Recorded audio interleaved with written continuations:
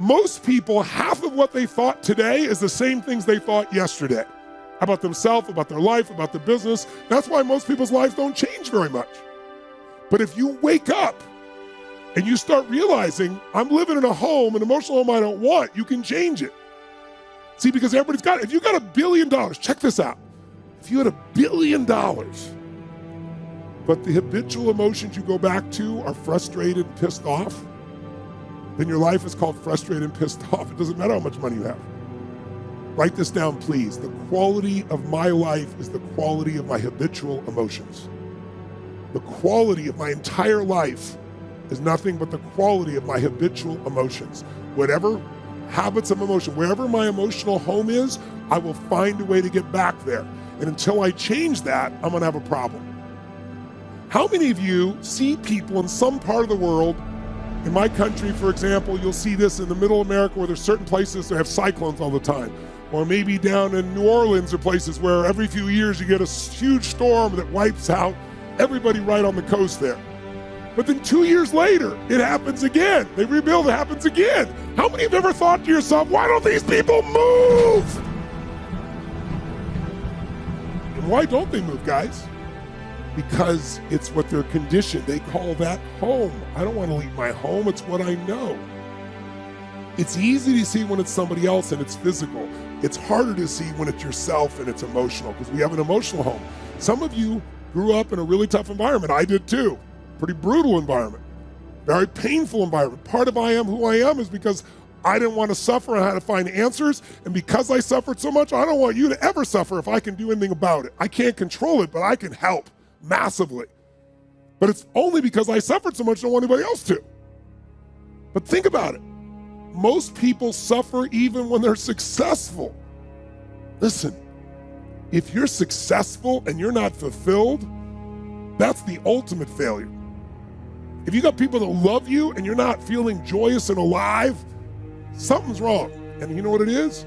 You got an old home you're used to. Maybe the home you're used to is not a very happy home. It's a home of worry, a home of frustration, a home of anger, a home of feeling everything's unjust. And so you find a way to get back home using whatever the environment you can use. How many of you know somebody who's always pissed off about something? How many of you know somebody who is always worried?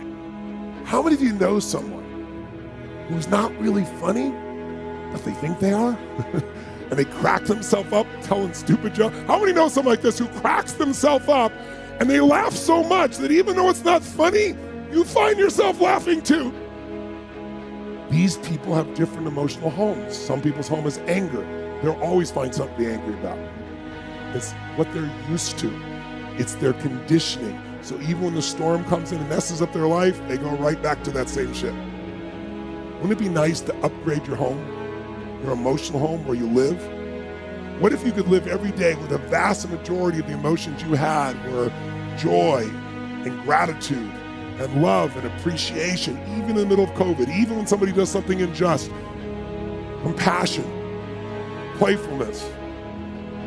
What would that feel like if you were in those states every day, 90-95% of the time? When you weren't, you got out of it quick. You can make that change this weekend, and I'm not exaggerating an ounce. I'm not saying you're going to be perfect and never have a negative feeling, because negative feelings are sometimes a signal to make us change. But most people have a negative feeling and they just hang on to it and keep living with it and find other things to be negative about. That will never give you what you want. The money won't do it. The acknowledgement of others won't do it. Everything you think will do it will not do it. Only one thing will do it. You drawing a line in the sand and making the most important decision of your life that you're going to live in a beautiful state no matter what. Because life is too short to suffer. We have a choice. Listen to me. Pain is sometimes part of life, but suffering is a choice. But for most of us, not a choice, because we have the habit of suffering, being stressed, being worried, being frustrated, being pissed off. And because we're wired that way, that's the muscle we built. But if we rebuild our home here so it's even more magnificent, then you can have the life that you desire and deserve. And you can do it in one weekend only if you give your all and push enough energy out while you're doing it, while you're learning. Who's up for this here? So who's up for enhancing your home massively? Say aye. Aye. Say aye. Aye.